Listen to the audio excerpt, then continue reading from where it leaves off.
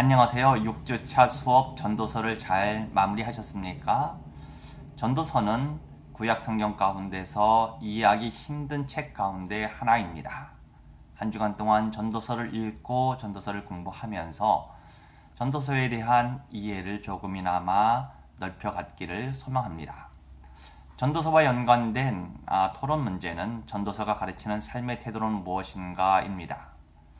여러분도 아시다시피 전도서는 하나님과 인간에 대하여 다루는 책입니다. 즉 하나님은 어떤 분이시며 인간은 그들의 삶을 어떻게 살아야 하는지를 가르치고 있습니다.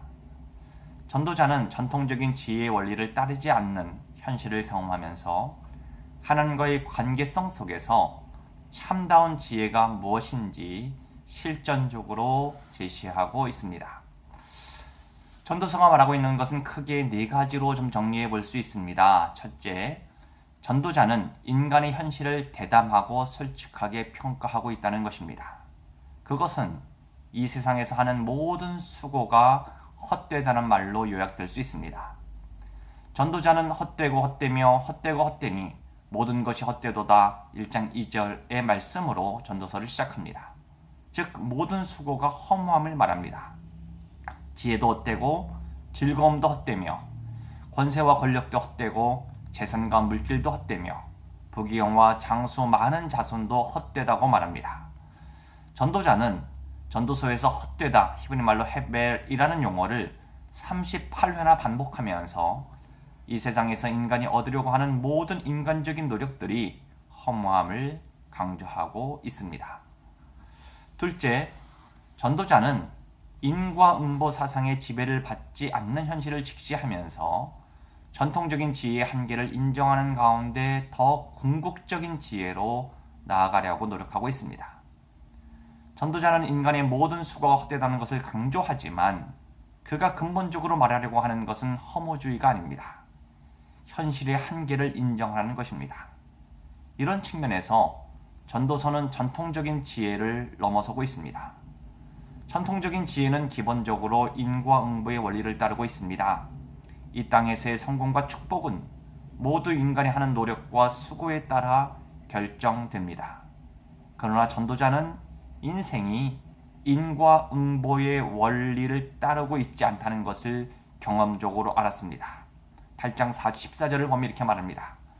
악인들의 행위에 따라 벌을 받는 의인들도 있고 의인들의 행위에 따라 상을 받는 악인들도 있다는 것이다. 즉 의인과 악인이 그들 각자의 행위에 따라 보응을 받지 않는 현실이 있다는 것을 얘기해주고 있습니다. 그는 인생이 전통적인 지혜가 제시하는 것보다 훨씬 더 복잡하다는 것을 실전적으로 발견했던 것이죠. 그렇다고 전도자가 지혜의 유용성을 완전히 부정하는 것은 아닙니다. 7장 11절 이하를 보면 지혜는 유산같이 아름답고 햇빛을 보는 자에게 유익이 되도다. 지혜의 그늘 아래에 있음은 돈의 그늘 아래에 있음과 같으나 지혜에 관한 지식이 더 유익함은 지혜가 그 지혜 있는 자를 살리기 때문이니라 라고 말하면서 지혜의 유용성을 말하고 있습니다. 그러므로 전도자는 전통적인 지혜의 한계를 인정하면서 참다운 지혜를 발견하기 위해 노력했다고 할 수 있습니다. 셋째로 전도자가 새롭게 발견하고 제시하는 지혜는 바로 하나님의 주권과 자유입니다. 전도자는 인과응보 사상에 지배되지 않는 현실을 경험하면서 인간의 무지와 한계를 인정하는 가운데 하나님의 주권과 섭리라는 사상으로 나아가고 있습니다. 하나님께서 이 땅의 일들을 통치하시고 인간의 산과 운명을 정해 놓으셨습니다. 3장 14절을 보면 하나님께서 하시는 모든 것은 영원히 있을 것이라 그 위에 더할 수도 없고 그것에서 덜할 수도 없나니 하나님이 이같이 행하심은 사람들이 그의 앞에서 경외하게 하려 하심인 줄을 내가 알았도다 라고 전도자가 말하고 있습니다. 전도자는 하나님의 주권을 그의 신비성과 불가해성을 통해서 설명합니다. 인간이 하나님의 행사를 이해할 수 없다면, 그리고 참으로 하나님의 사랑이나 미움을 우리가 알아낼 수 없다면 당연히 그분의 주권을 인정하면서 그분을 경외해야 할 것입니다. 9장 1절은 이렇게 말합니다. 의인들이나 지혜자들이나 그들의 행위나 모두 다 하나님의 손 안에 있으니 사랑을 받을는지 미움을 받을는지 사람이 알지 못하는 것은 모두 그들의 미래의 일들임이니라 라고 말합니다. 또한 전도자는 전통적인 지혜의 한계를 죽음의 주제를 통해서도 극복하고 있습니다. 악인은 심판을 받아 죽지만 의인은 천수를 누릴 것이라는 인과응보의 전통적 지혜와는 달리 전도자는 현실에서 악인이나 의인들 모두 죽음을 피할 수 없음을 보았습니다. 죽음 앞에서 의인이나 악인 모두는 동일함을 경험했습니다. 그래서 전도자는 죽은 자가 고통 속에 있는 산자보다 더 복되고, 아니 그보다 인간의 악을 맛보지 못한 태어나지 않은 자가 더 복되다고까지 생각했습니다. 산자와 죽은 자의 유일한 차이는 산자는 자신이 죽어야 한다는 사실을 알고 있지만 죽은 자는 그것을 모르는 것뿐입니다. 이러한 모순적 현실을 직면하면서 전도자는 모든 인간이 대면할 수밖에 없는 죽음에 있어서도 하나님의 주권이 관여함을 깨달았습니다. 모든 사람은 죽음 앞에서 하나님의 심판을 받을 것입니다. 하나님은 모든 행위와 모든 은밀한 일을 선악간에 심판하시리라고 12장 14절에서 말씀하고 있습니다.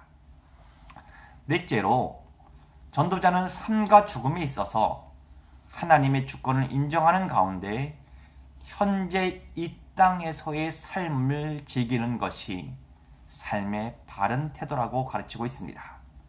그것은 쾌락주의 자체를 추구하는, 쾌락을 자체를 추구하는 기쁨과 그리고 즐거움 자체를 추구하는 쾌락주의도 아니고 인생의 모든 것이 무상하다는 허무주의도 아닙니다.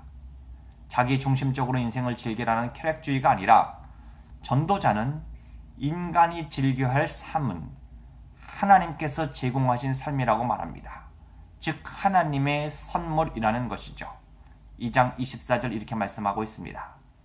사람이 먹고 마시며 수고하는 것보다 그의 마음을 더 기쁘게 하는 것이 없나니 내가 이것도 본즉 하나님의 손에서 나오는 것이로다 라고 말씀합니다. 즉 기쁨의 삶은 하나님께서 우리 인간의 몫으로 주어진 것이 아니면 주어지는 것이 아닙니다. 죽은 자들에게는 기쁨의 삶의 몫이 없습니다. 산자들에게 기쁨은 하나님이 그것을 주시는 한에서만 몫이 될 수 있는 것입니다. 하나님의 주권을 온전히 경험하게 될 때 죽음의 때를 기억하면서 하나님께서 우리의 몫으로 주신 현재의 기쁨을 누리는 삶이 전도자가 발견한 지혜로운 삶의 태도라고 할 수 있습니다. 메멘토 모리, 죽음을 기억하라. 까르페 디엠, 현재를 즐기라. 이것이 전도자가 발견한 지혜로운 삶의 태도라고 할 수 있습니다. 그럼 또 다음 주에 찾아뵙겠습니다.